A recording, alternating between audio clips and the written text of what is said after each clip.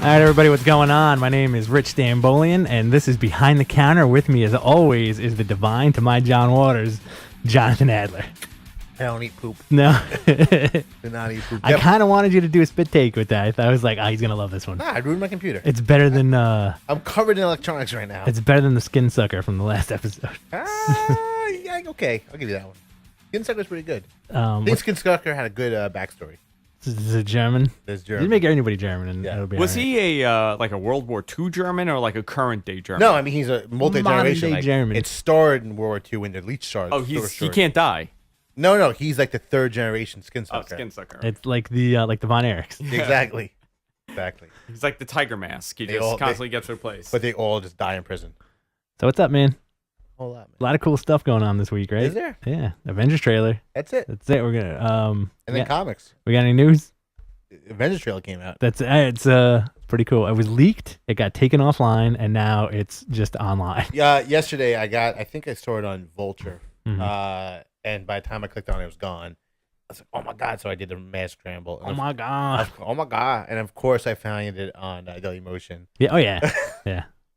Good for you, Dailymotion, keeping those bootleg videos. It was probably Alive. on Newsfilter also. Sure. And then I saw it today. It got, I guess, because I mean that's the right thing to do. Like when it's Yeah. out there, it's out there. It's somehow someone gonna find it, and it's probably gonna be a shitty copy. Mhm.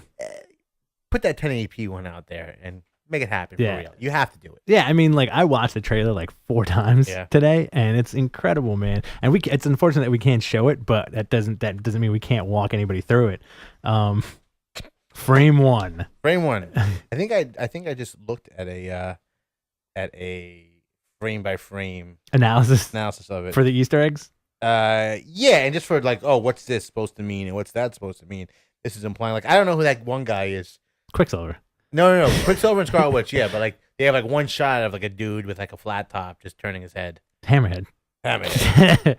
Well, I mean, this is Avengers 2 Age of Ultron, which is kind of interesting how this is the story that they're going with, because it hasn't really been led up to unless it also has something to do with the sentience of one of Tony Stark's Iron Man suits gets from like the cube or something, or Jarvis splits into a good version and a bad version, because apparently the Vision is supposed to be in this movie as well. Confirmed. Ultron done by James Spader.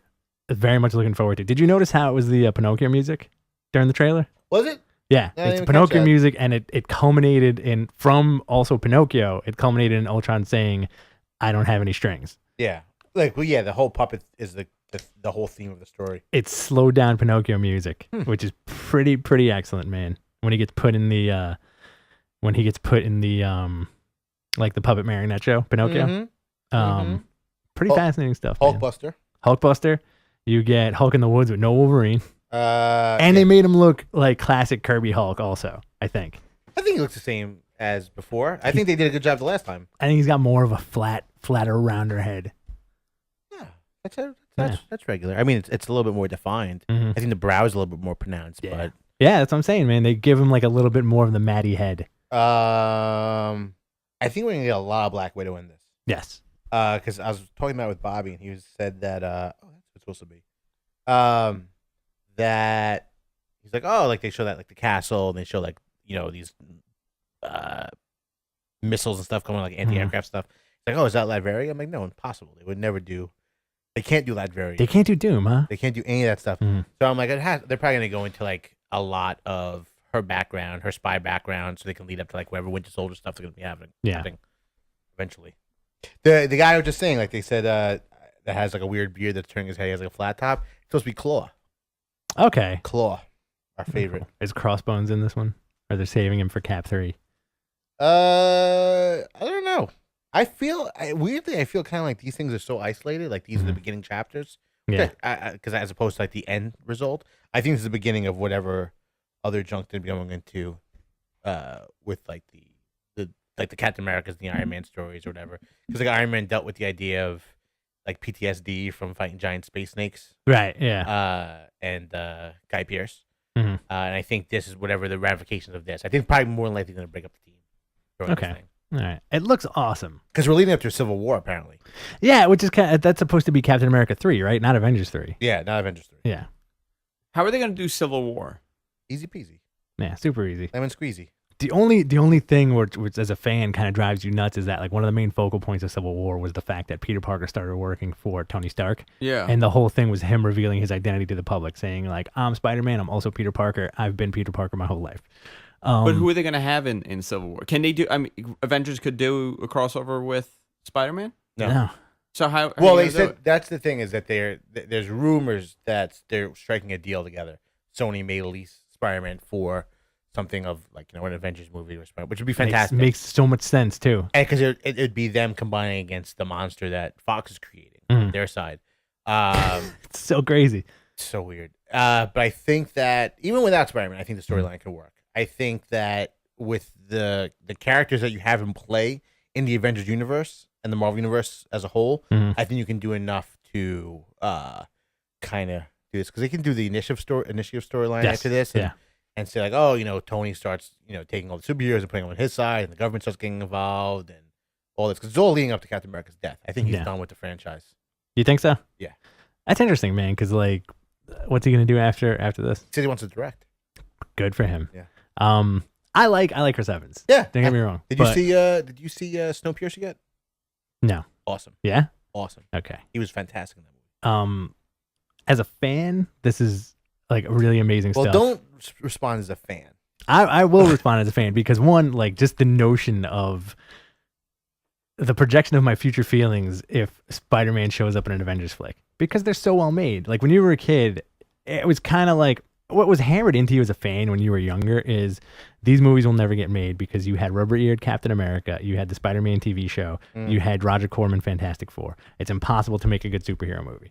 And then all of a sudden, you have the first X-Men and the first Spider-Man movies, which don't really hold up 10 years down the line. Which ones? The first X-Men movie and the first Spider-Man flick. Yeah, not at all. Which really actually don't hold up. And I thought those movies would hold up.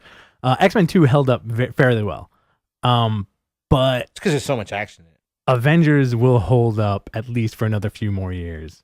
The Cat movies, the Thor movies. After the day I saw Guardians of the Galaxy, the girlfriend hadn't seen Avengers at all before that. Okay. So I showed her Avengers same time, and side by side, Avengers was like a piece of shit. Really? Piece of shit. Okay. I still haven't seen Guardians. Because Guardians is like the same thing. The same feeling. Like as excited I am about Avengers. Yeah. Seeing the Avengers 2 trailer. When I first started watching, I thought it was fake because I thought it was just all the same scenes being recycled, aside from the robot like Ultron stuff.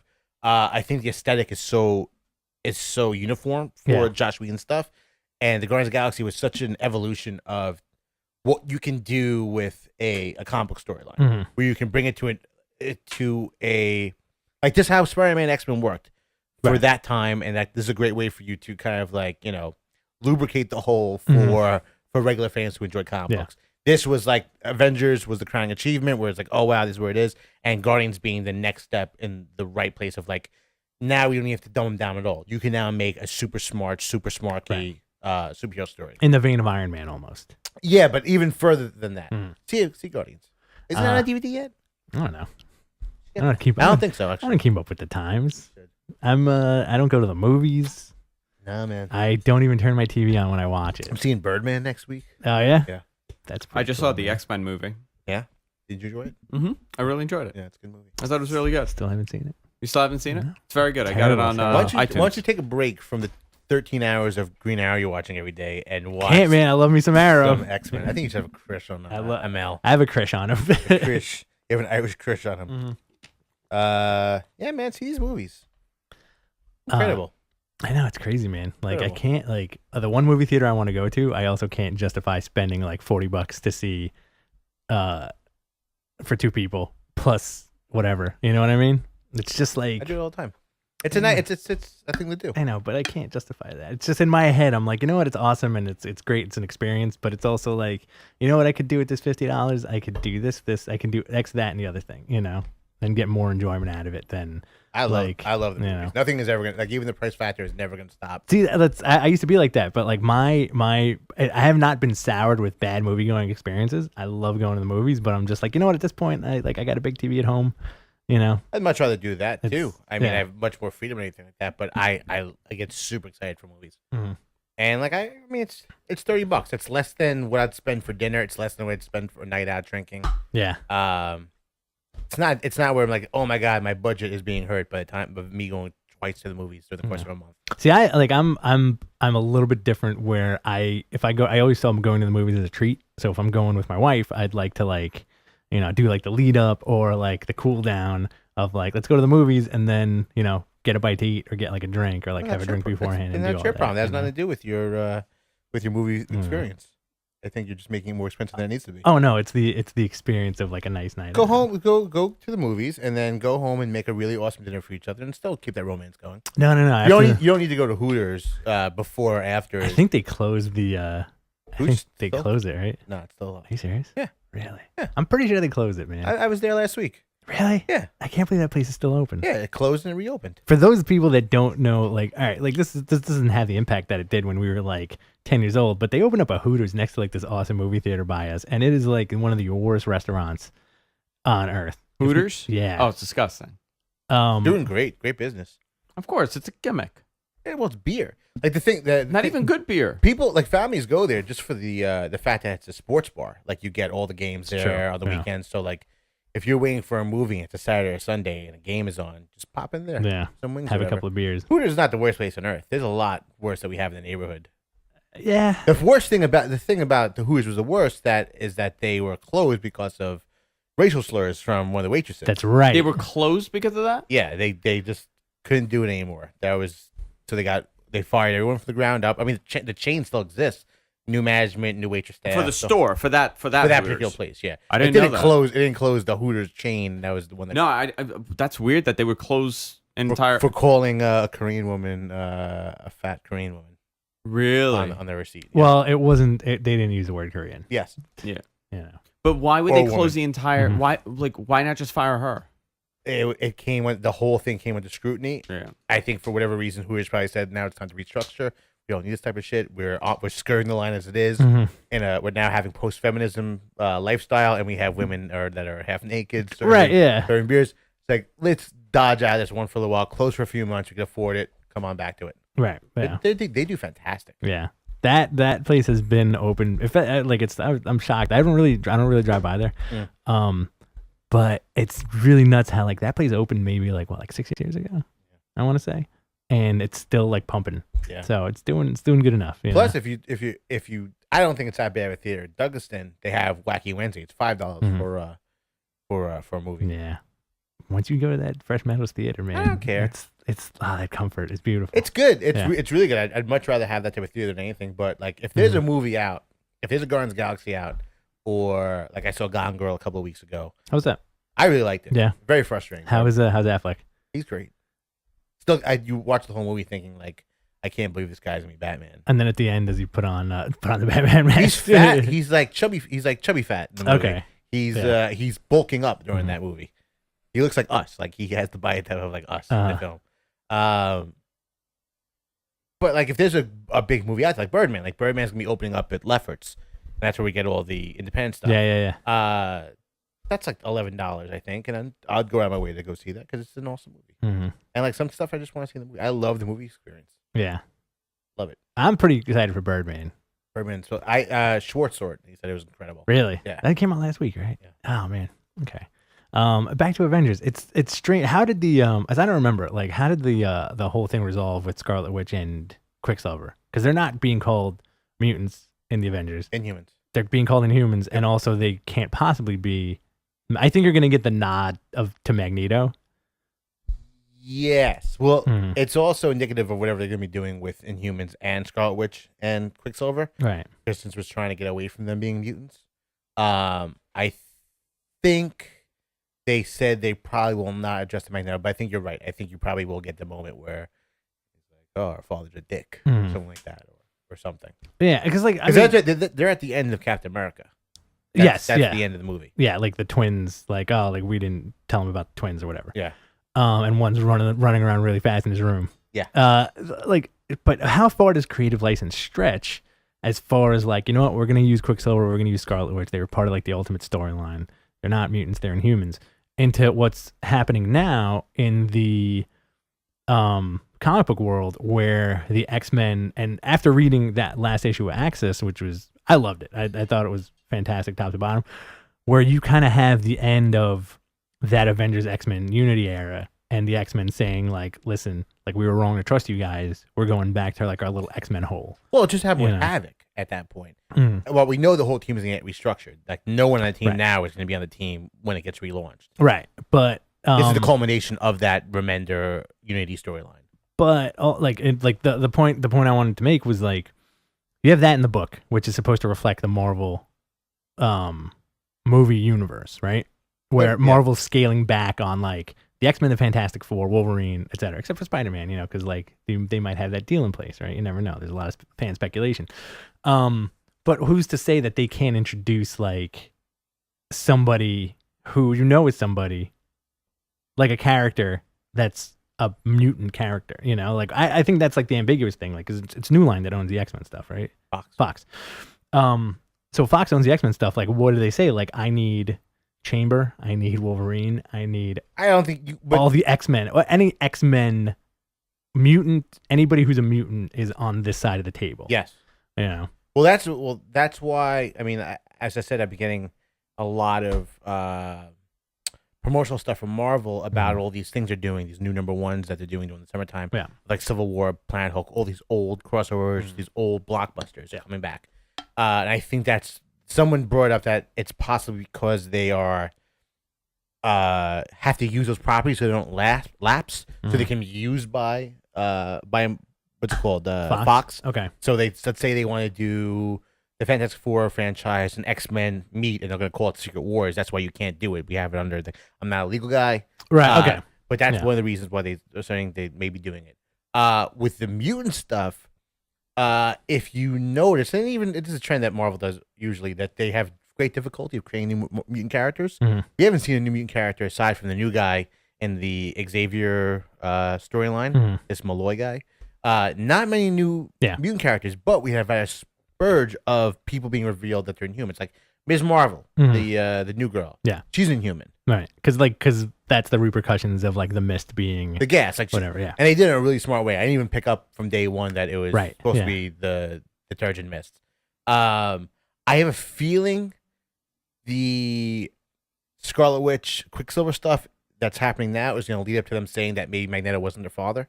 Okay. And maybe just have Polaris go with him or whatever, and just say like, oh, they're 100% Black Bolt's kids or something like that. See, that would be cool. Like if it was like a good, impactful reveal like that, where like they're talking. Let's say even in the Avengers movie, they're talking about their dad, and like he's a tyrant, he's this and he's that, and your reveal is that it's friggin' Black Bolt. Yeah, I think also that the reason why they're getting away with Scarlet Witch and Quicksilver is because they were part of the Avengers franchise Mhm. for so long, And the Ultimates franchise too, And which the is like what yeah. which is kind of what it's based on. Yeah.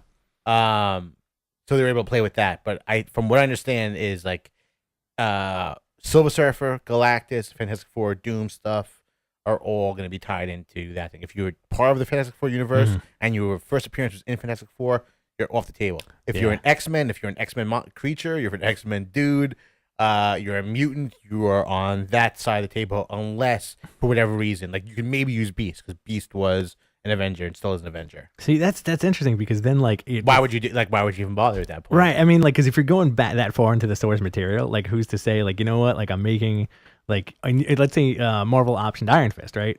For Netflix. Yeah. Who's to say, like, you can't introduce Sabretooth in it? Yeah, well, that's the thing, is like Sabretooth is going to come into major prominence now Mhm. because he's rumored to be the new Wolverine. Right. It's so weird. It's so weird. Like it makes me kind of want to like, you know what I'd use a time machine for? To travel to the future, to go to a comic book store and see what happens. Yeah. Not to see who's president in 10 years. Not to see like. I would go back in Yeah. time and say, you know what, dudes? The best thing you can do right now is not sell your rights to Fox. Yeah. Hold off on these for a little while. That's honestly that's the one thing as far as like DC movies go, besides the Batman flicks and the Superman flick that are amazing. They kept everything like Warner Brothers. Yeah. Like everything is Warner. Anything you see DC is Warner Brothers. Well, even the shit on TV. But that's because it's the company Warner Brothers. Yeah. Like Marvel, the reason why this all happened is because they were broke and didn't have a parent company to help them. Mhm. Like now that if under the Disney banner, Disney Mhm. Marvel, if they were approached and said, okay, we're gonna buy Fantastic Four and Silver Surfer and the Mhm. X-Men, it would never happen. It would never fly. Yeah. They would have to maintain the same universe. See, that's a thing where like, because you have the Disney money, who's to say like Disney won't turn around and say, you know what, like we have an idea for like we're planning out our movies until 2050, right? And we want Spider-Man, we want Fantastic Four, and we want all the X-Men movies. Why? Because in 2040 we're gonna make Silver Surfer show up in a friggin' Star Wars movie. You know, and just like to have that kind of like universal jam that everybody's been like, this will make all the money in the friggin' world. Anyway, did you see that Star Wars stuff I sent you? The spoiler stuff? Oh man, that was phenomenal. Yeah. I'm super pumped. I didn't, you know what? I saw it. I had to leave. So like I looked at it for like maybe 20 minutes and was like, oh, this is amazing. I got to talk to Jonathan about this. Loved it. There's like, there's a, like, if people don't know, there's like a bunch of Star Wars stuff has been leaking, probably intentionally, I think. Because that always drums up the hype. Like, I don't think anything leaks unintentionally anymore. Yeah. But they showed some cool shit. It was all just concept design. So a lot of it was, there's a guy who looks like a melted up Vader. Yeah. Kind of like wooing a lot of different people. You get these chrome stormtroopers look awesome. You get like a chrome stormtrooper in a cape. Yep. There's a lot of just really dope designs while still keeping with the aesthetics of old school Star Wars. See, but that's like the thing where like as much as I love that, I feel like at this point it's like looking at like the Ralph McQuarrie stuff that happened before. And it may never happen. Right, where you're just like, oh, this is what they're going to look like. Awesome. And then you get the final product and you're like, wow, this is what they look like. Awesome. Yeah. Yeah, I think so too. I think you have to accept that when it comes to concept art. But I think they're kind of going to be uniform. Yeah. I think that the one thing they realized about the prequels was that it was not Star Wars. There was nothing aside from lightsabers and names. There was nothing Star Wars about it. Like Empire, like the feeling of Empire, the feeling of the Empire, the look of things, the Britishness of everything, the puppetry, like all that stuff is gonna be back in the new ones. You know what? I feel like it's gonna. You know what? I'm not gonna say that. I think it's gonna be like a mashup of your effects from the prequels, which were awesome, and then your old school kind of aesthetic from the originals. I don't think so, because they said they made a point to try and scale back in the CGI for this. Like they built all their sets, they built the freaking Millennium Falcon, they built all the planes. When was the last time you saw spaceships that were built? It's true. Yeah. Like I think they know. Like if you just throw that money at it, man. Yeah, I think and it's Disney money. Like they know that they're gonna make $1 billion off of the Star Wars movies. I think when that first movie drops, biggest opening of all time. Yeah, dude, Star Wars. Like even when the prequels came back, that was they were still making money even though they sucked. Yeah. Like and they still make money. They still are producing. Ton of money, man. They're still producing material, stuff being developed from the prequels. Yeah. Still toys being made from the prequels. I'm sure you can go to Toys R Us now and pick up a Jar Jar Binks figure for better or for worse. 50 cents. 50 cents. But I think that I think that they know that like, oh, aliens are supposed to look alien. They're supposed to look like they're not just a ghost that we deposit into the screen. Yeah. Anyway, let's go back to the I can't comics. Can't wait. I want Avengers Star Wars. I don't want that. I don't want any of that stuff. You don't want the mix? You don't want the mix up? No, I don't want any of that stuff. If it's very feasible, I think it very well happen, especially in the comics before the movies. I don't want that. I don't like the mashing of the universe. They have nothing to do with each other. Bendis, Hickman, and Remender. I want Swamp Thing involved. Write it. In charge of your in charge of your comic version of like all the time stuff. You never know, man. This might be a secret trick by the company under Disney to say, you know what, like, well, do me a favor. You guys do some weird time warping stuff in the Marvel universe where anything can happen, which is where we're at right now. And then at some point we'll throw in Luke Skywalker. I think if you're publishing Star Wars comics in Marvel, that there's no way they're not thinking about creating something that within that with Marvel. Like, did you see the team for Star Wars #1? No. Jason Aaron, John Cassidy. For the first team. This is the first team that's coming on. Forget it, man. They're throwing all their legends on that table. Yeah. Pretty awesome. Let's talk about Axis. I think there's a lot to talk about with that book. Go ahead. You enjoyed it. Love the tentacles. With the skull. It makes zero sense, but I love it. Yeah. I like that there's always a different version of Onslaught kind of running around. There's like there's some with him with the horns, there's some with the tentacles, then there's like the alien creature Onslaught. Really awesome, really weird the way that the story is being told. It's being told in 3-issue arcs. This is wrapping up the first arc, which was like the end of the storyline where you have this big moment where you're fighting the big monster, the big bad guys. Yep. You've had the bad guys show up and be the heroes. Like you got your big story in the first 3 issues.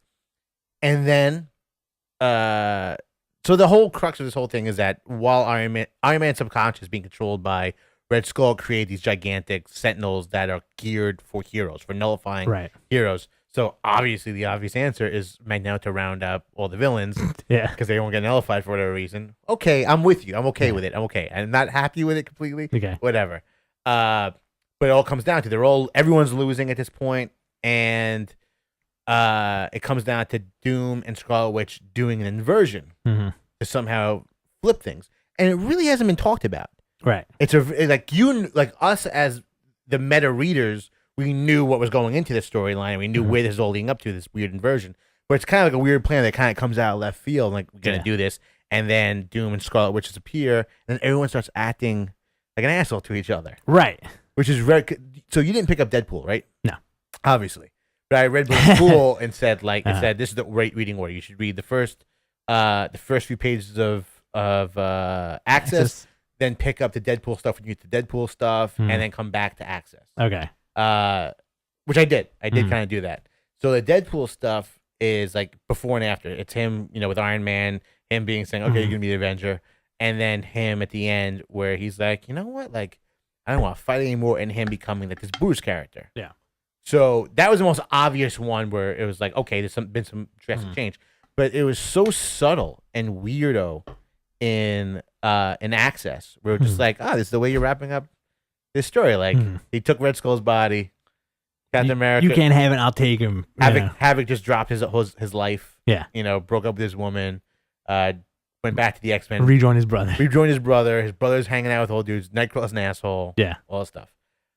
And it was like really, really like it was done in a very, very subtle way. And then you read Avengers, which takes place 8 months from now, and you see Captain America, and you're like, oh, this is awesome. Yeah. Like this is old Captain America. Old Captain America in the position of power. And the agent of S.H.I.E.L.D. suit. Yeah.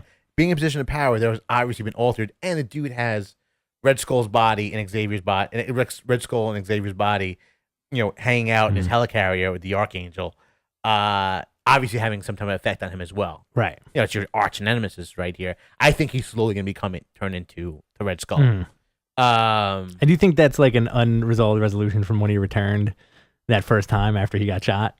It could be. I mean, Remender loves that type of shit. Yeah, because it makes sense that there's weird like non-closure with that whole thing, the connection between their minds and everything. Right. Yeah. Because that's not the first time that's happened, There's always been that weird connection between the two of them. Like even when he cloned Steve Rogers and was Steve Rogers. Right. Yeah. Which is like some of my favorite shit. Yeah, yeah, and that's that's when he also had like the zip up green jumpsuit. Yeah, man. Yeah. But yeah, so going forward, the storyline is going to be they're not so much good guys becoming bad guys. That's essentially what is going to happen, kind of. Sabretooth will be a good guy, and Mystique will be a good guy, all this stuff. But it's supposed to accentuate certain parts of their personalities. Right. So, for instance, Deadpool is going to become peace-loving and all this stuff. His capacity for good is increased. Did you pick up a Hobgoblin? No. Hobgoblin's really freaking great. I kind of I looked at. You have the digital, right? Yeah. Send it to me. It was awesome. Yeah. And plus the art was amazing on the book. Okay. Hobgoblin's his storyline has been amazing. Spider-Man was that he sets up franchises for you. So if you want to be a B-level, C-level supervillain, you can do that. This was all about you becoming a superhero. He's transferred this business to like, now I'm going to turn you into a superhero. So you see a lot of like guys dressed up like Razorback and like weirdo, like the Wizard, just force the Wizard's there. And then you eventually become a Hobgoblin, and he just has his army of Hobgoblins running around with him, and he's like a good guy that's going to try and reestablish the brand of Hobgoblin. It's really interesting. But it also, what they're doing with the 8 months later stuff in Avengers and New Avengers, you're seeing the impact of those personality traits switch at a really crucial moment where Captain America is going after Iron Man. Yeah. And the New Avengers. Priority number one, they're going after these dudes because they're assholes. They are legitimately assholes. They're destroying planets and destroying Earth. Which they tried to do it secretly. And plus, like Captain America, Steve Rogers is hung up on the Mind Wife. I would be too. You don't really sleep that off. Yeah. But now you get these extreme personalities where whatever, like Iron Man has left the Illuminati at this point, right? That's what they're kind of leading into, and become whatever psychopath he's becoming. And Captain America is becoming this totalitarian like monster who is hunting after his best He's friends. almost Nick Fury. Yeah, he's just at that breaking point. Yeah, it's a really interesting dynamic. I think Deodato made, or I think it was Deodato who did the art, right? I think he made him a way jacked old man, Yeah, he was. a really jacked old man, because you see him in the Avengers books and he's like very short and like hunched over. Well, it's the first time you saw him in the uniform, also. Yeah, Because most times it's been him in like slacks and a button up, right, like an old man. Yeah. So it's going backwards. So this issue of Avengers was just like 7 months in the future. No, it's still. I thought that's the way it was going to play out, but this is directly after Cho got captured. Okay, all right. So, but the really cool thing I liked about that issue was they like the whole. In a nutshell, you have the remnants of the Illuminati trying to teleport and run around from place to place. Reed Richards, Beast, Smart Hulk, Doc Green, and Beast. Right, Doc Green was Smart Hulk. Black Bolt. Black Bolt. He's out he's in the wind at this point. Right. Captain Britain, Black Panther. Right. Right. Those are like your kind of like your leftovers. Nobody knows where Tony Stark is. But they're mining his data, which is kind of interesting. So in this issue, they run across like hard light projections of Beast and Hulk playing chess with each other. Which is cool because they were teasing that a little while ago when they first met. When Hulk joined the Illuminati, they're like, Beast was like, maybe we have a little bit more in common, and Hulk's like, maybe we're gonna be best friends now. Yeah, which I really enjoy. I like that because you never saw that coming. It's kind of you never thought of it. Them being like, two schemers. Right. Or like, just like, let's show everybody. I think that's the thing with McCoy and with Banner is that like, you know what? Let's show everybody how friggin' smart we are. Yeah. And like, especially with McCoy, which I think is so fascinating about him is that he's the heart. Like he's the man of science that always will do the right thing. Right. He's never goes too far in anything, but this whole experience of him joining the Illuminati has been the worst thing for his conscience. Yeah. Where he's doing stuff where he never thought he would do. He's like, oh, you know what? I'm in it already. Now I gotta be the monster. Yeah. This is and I also love how he's a gorilla. Yeah. Because he was very gorilla in this. That's the thing. Like when they did the third mutation, it was the cat. Yeah. It was Blue Fur, the cat. I really love the cat man, and then he went into like kind of like a weird like Cro-Magnon. Yeah, and I was like, that's really nothing special. But I like that. Lenilou, or was it Deodato who did the art? No, it was Lenilou. For which one? No, you did Access. Deodato did Avengers, but with Deodato making him like a blue gorilla, pretty good. Love it. Pretty good. So then like the hard light projections of them talking to each other and Captain America moving like the chess piece or whatever, and then him doing this big diatribe of you're getting played, son, and Captain America freaking out. Everyone leave the room. It's so great. I think it's indicative of like where it's gonna go, where like everybody's kind of a jerk now, and except for apparently Sue and Reed. And that's what's I think also amazing is that during this whole period, you have New Avengers who are the Illuminati, who are world breakers at this point. The Cabal, who whatever reason they get involved with the UN, and a lot of people behind the Cabal, which is awesome. With Terax being representative to talk to the UN. Is it Terax the Enlightened? Yeah, and also you have the most powerful Avengers team of all time. That has been they made the Avengers world machine. Right. They have this incredible community of like young up and coming guys, and then complete powerhouse like Hyperion and Thor, Starbrand, Nightmask, that are all gonna have some type of weird impact. That is like because I mean look at Sunspot. Sunspot has secretly bought AIM. Yeah.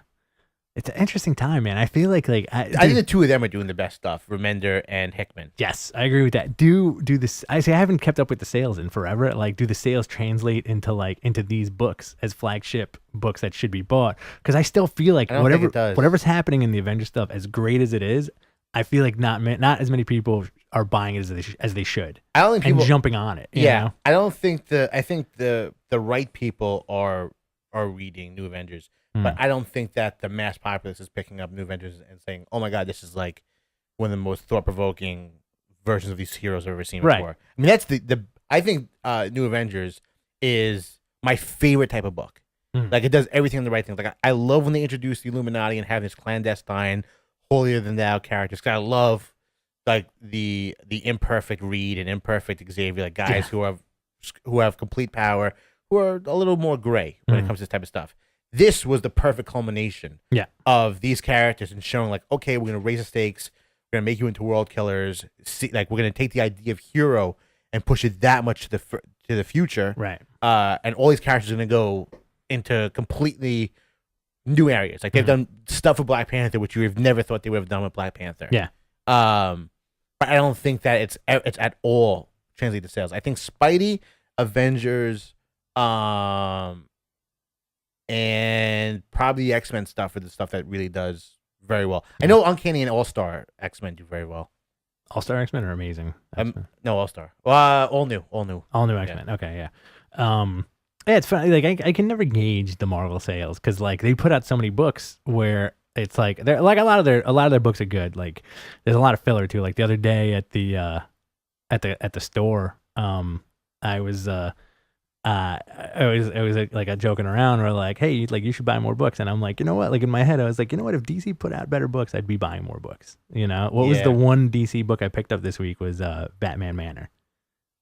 I picked Arkham. that book was awesome. Yeah, yeah, that book was really, really good. And Batman Eternal. The stuff that I'm going to I've actually ended up picking up more at DC in the last month or two. I think there's improvements happening. Yeah, Batman Eternal I still enjoy for whatever reason. I don't think it's a very good book. I think Future's End has become a really awesome book. Earth 2 I think is an awesome book. I like Arkham Manor. Love the Batman stuff obviously, and I'm reading all this Godhead shit that they put out with the New Gods versus the Green Lanterns. It's awesome. Is it? It is awesome. They've pooled all the best art talents that they have left over in DC into those books. You got those on digital? Oh yeah. I dropped them. So I dropped Green Lantern. You love New God stuff? Oh, I love this. New God Is like stuff. This is them really like during like since the Wonder Woman stuff and even since the old 52 stuff. It's so awesome looking. Like what they've done with Highfather and like introduce a bunch of other weirdo New Gods characters. It's really, really awesome. Fun. A lot of fun. Yeah. A lot of source wall shit. It's a tough sell, I feel. You know.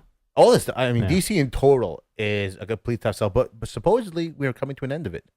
Oh yeah, because the Band-Aid's coming, where they're moving from New York to Burbank. They're doing 2-part storylines, and DC's telling everybody to wrap up their shit. Wrap it up. We're doing it. And the last time they did that was before Flashpoint. Yeah. So it would be cool if there was like a really good kind of crisis on the horizon. They are. It's called Blood Moon.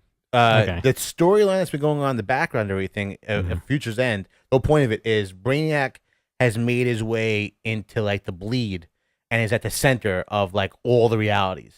And he's going to pit all the realities against each other. So you're going to see old 52 versus new 52. You're going to see Watchmen characters versus these people. You're going to see like the Wildstorm dudes do Wildstorm shit. Sure. But like that's where they're leading. Like that's where they're going with this like crisis shit. You painted a weird picture in my brain because as soon as you said that, I just immediately pictured Grifter and Maul just like shooting up the place. Grifter's been a part of the storyline for the whole story. And he's like the one dude that made it, right? Voodoo's in it too. Grifter and Voodoo are the two guys that have been a constant. Let me tell you real quick the September rankings for comics from Diamond. Go. Number 1, Death of Wolverine. Number 1, Death of Wolverine. Number 2, makes sense. Number 3 is Batman's Future's End. Number 1, the one shot. Number 4 is Harley Quinn's Future's End. Number 1. This is purely orders again. Okay. Spidey number 6. Number 5 was number 5. Number 6 is Justice League's Future End. 7 is Original Sin. Number 8. This is so weird. 8 is Detective Comics Future's End. 9 is Justice League number 33, and 10 is Batman Superman Future's End. That's freaking crazy that like you have what, like one Marvel book in the entire top 10 of orders placed? 3 actually. Death of Wolverine has 2 books. That's right, yeah. Amazing Spidey and Original Sin. Uh-huh. And then after that, the Superior Spider-Man one shot, the Walking Dead book. A lot of DC, man. That's mind blowing to me, especially because like I'll go to the store and you know I'll usually go either in the morning or like early afternoon, and you know there's people there, it's busy, and you know it's like everybody just glazes over the DC stuff. Like I'll flip through a bunch of stuff and be like, this doesn't grab me. Like I still like Deathstroke number 1 this week. I was like, do I want to buy this? I picked it up. I didn't. I picked up Lobo a couple of weeks ago, and I was like, I totally skipped on that. It was all right, you know. It's sorry, Lobo. not sorry. It's weird. I would never expect it to, I think that month is weird because there's so many number ones, Yeah. and regardless of whatever puts out, people will pick up a number one. Mm-hmm. And it's all one. Same thing with the villains month stuff that kept them afloat. And that's been DC's go-to for the last like every other month. They'll do like we're gonna do a bunch of one shots, and they'll sell well, and that's it. I want original numbering back. I want all of it back. Yeah. I just want this not to be it anymore. Mm-hmm.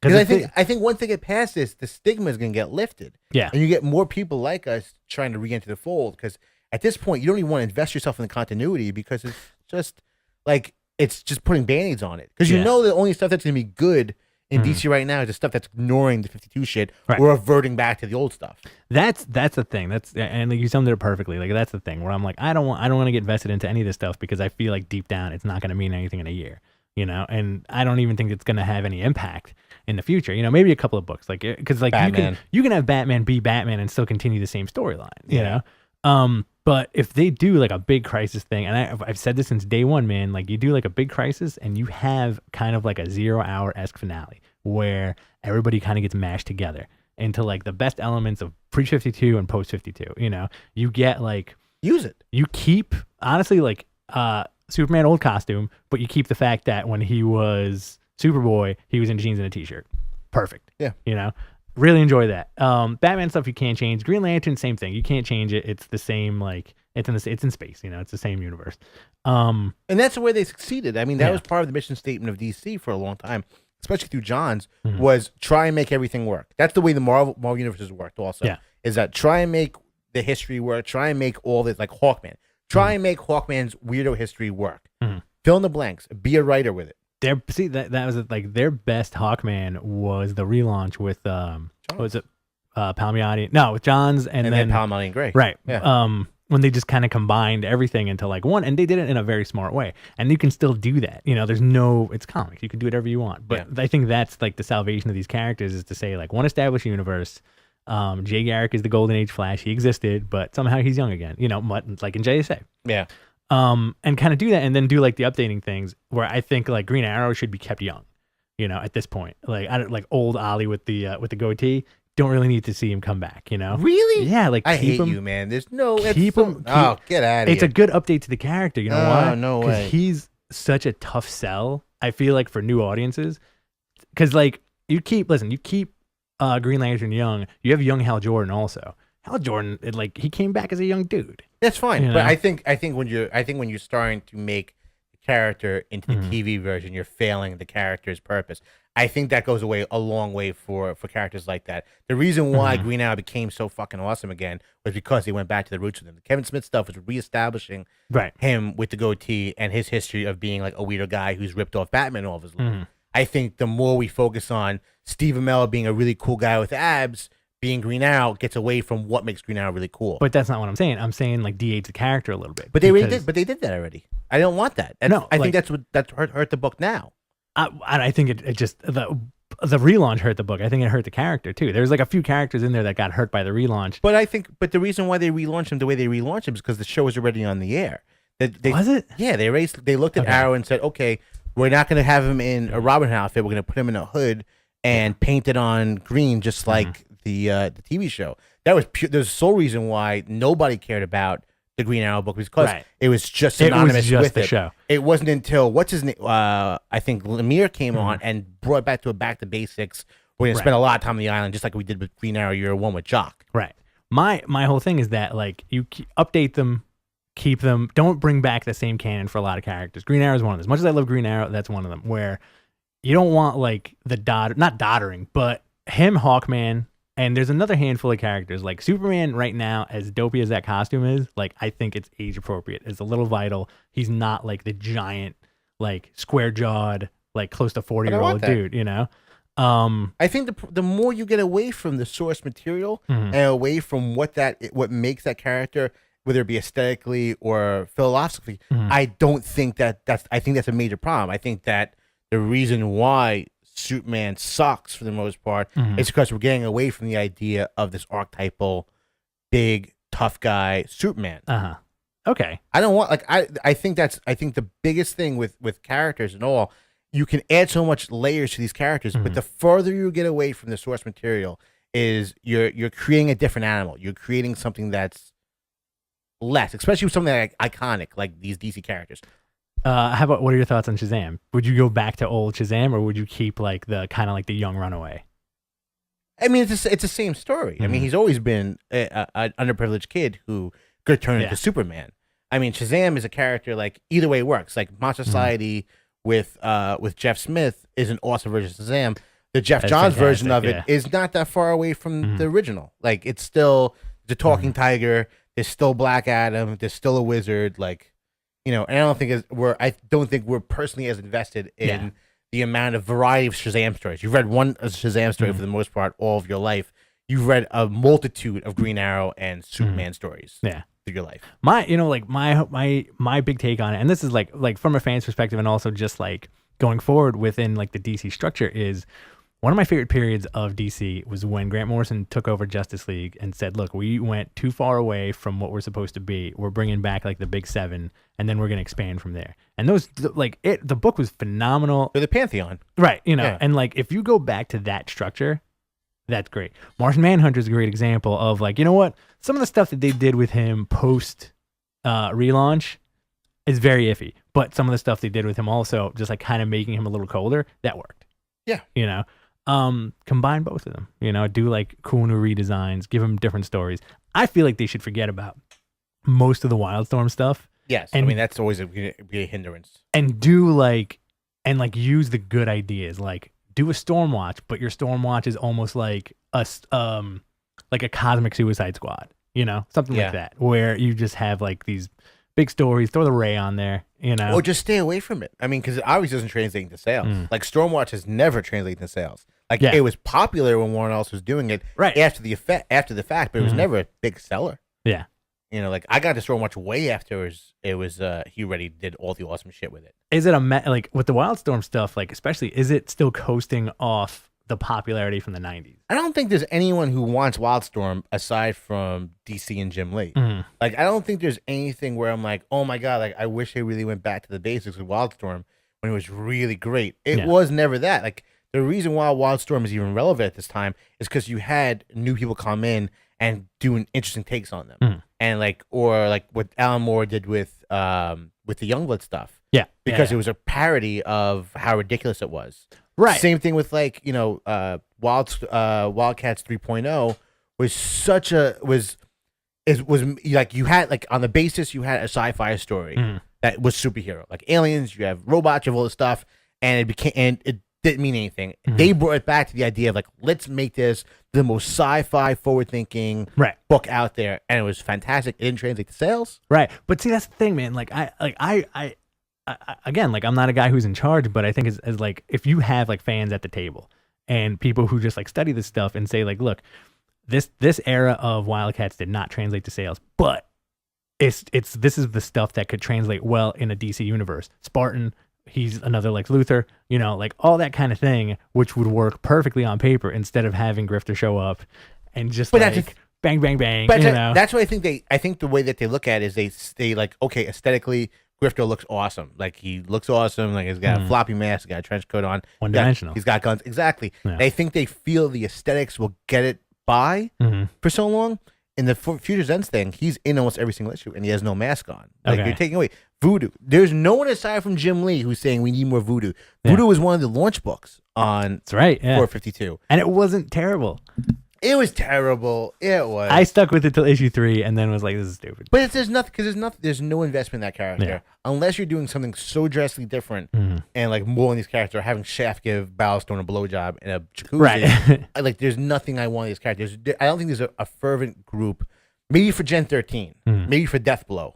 Like there's still like fandom that's like, oh, that'd be really cool to see it. Aside from that, I don't think there's anyone really clamoring or ever clamored for give me more Wildcats or like Wildcats or Grifter. Yeah, it just I don't know. It makes zero sense. But it's when you have your chief guys who this is their babies that they're gonna try and make this work. They've been trying to make Damonites work at DC forever. Not gonna happen. The Bleed's still around though. Yeah, that's one of the best concepts, and I think that was a Warren Ellis concept. Well, right? Wildstorm had the greatest thing. The best thing they ever did was the Authority. Yeah. Which was making fun of the Wildstorm universe. Right. And then maturing it. and also like kind of doing like a weirdo JLA, Yeah. you know, which was awesome. It's fantastic. Yeah. If it was any other, I feel like if it was any other indie universe, like you'd be more excited. Like if it was top 10, if it was like if you brought over Tom Strong, Promethea, and the top 10 precinct, you know, Awesome. phenomenal. Throw those guys into the DC. They would, I think they would transition very well into the DC Especially universe. Tom Strong. Right. And even if you brought over like Leaving Extraordinary Gentlemen, throw it in there, you know, in a weird Yeah. way. On your Vertigo, John Yeah. Constantine kind of I level. wouldn't mind Vertigo publishing them or something. Swamp Thing, you know, something like that. Something's a tough sell, man. For But anybody. it's true. And I think he's also like tough to write. He is you a know? very tough character to write. I think Alan Moore kind of broke the mold and did all the stories that you really could do with Yeah. with him. They really did everything they could. With a Green Man. Yeah. From the space, man. Like there's like that run is a testament to the theory that there is you could write a good story about anybody. Yeah. Even Swamp Thing. Even Swamp Thing. And Swamp Thing was aesthetics. There was nothing more to the character. He looked awesome when Bernie Wrightson drew him. Yep. But that was it. He was Swamp Man. Yeah. And then they made him into a freaking god and had him fight like Luthor and Batman. Yep. Fucking awesome. Pretty crazy. All right, man. Let's wrap it up. This has been another episode of Behind the Counter. We'll be back soon. Rich. Goodbye. Peace out.